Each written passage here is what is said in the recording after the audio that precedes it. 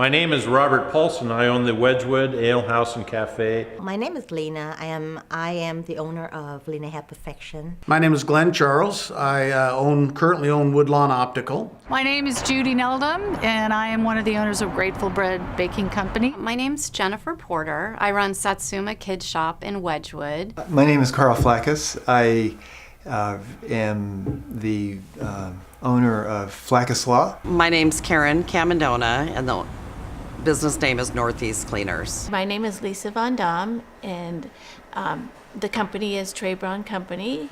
I'm Nancy Cahill. I'm one of the founders of the law firm Holman Cahill Garrett. I'm Nancy Cole, and my business name is Shampoo Bar. I have been here since 1992. I've been at this company since 1978. We're dry cleaners. We do commercial laundry and dry cleaning, and we've been here since 1965. It has been operated since 2005. We've been here over 20 years. My name is Arlene Roberta, and I have lived here in this house for 35 years.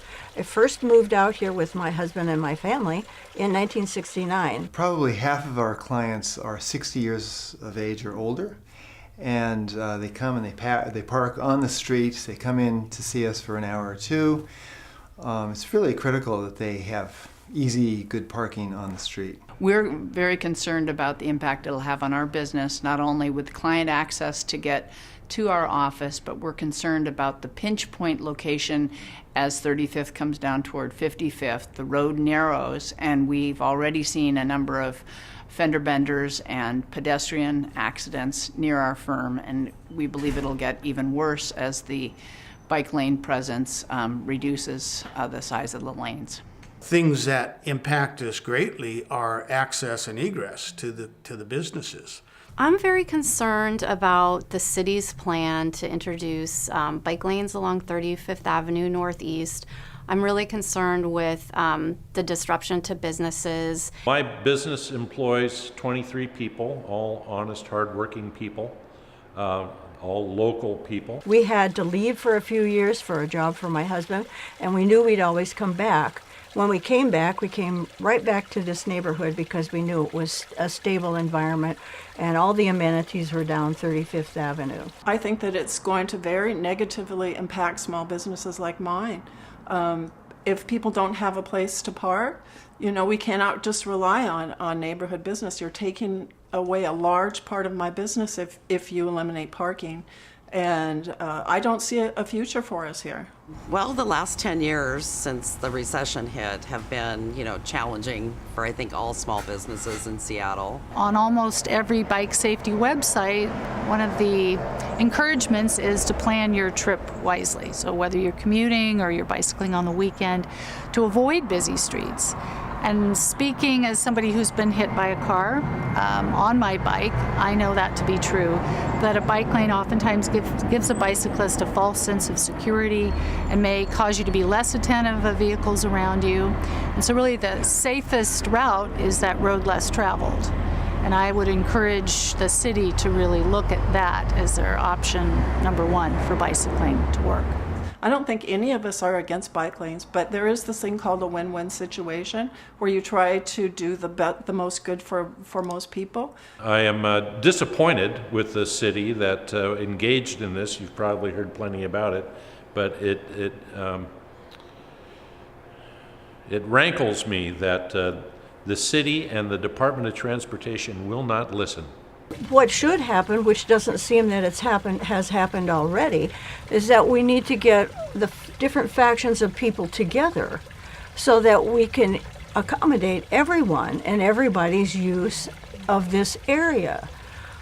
If there's no parking in front of the small businesses, then how can we use their facilities? How can we go there? How can we buy there? How can we keep them in business? I know that it will impact my neighboring businesses that rely on the on-street parking. It could cause some overflow into my lot from people visiting other businesses that don't have the adequate parking spaces. I think it'd be hugely detrimental to our business community. If they had to park a block away or even on a side streets are some of them a little bit steep, For a lot of our clients who are 60, 70, 80 years old, it would be a real problem for them to come into the office. Sometimes I just want to cry because every day I have to worry about is customer coming in, or do they find the parking, or how I'm going to pay the rent, I'm going to do all this. Make me cry, really. I personally do not understand why the bike lanes can't be on 39th and 40th. I know bicyclists who prefer that avenue over any thought of getting involved in bicycling on 35th, which is a very, very busy avenue. With the new proposal for the upcoming bike lanes, I have several concerns. The first is, of course, being very selfish to try to protect my business.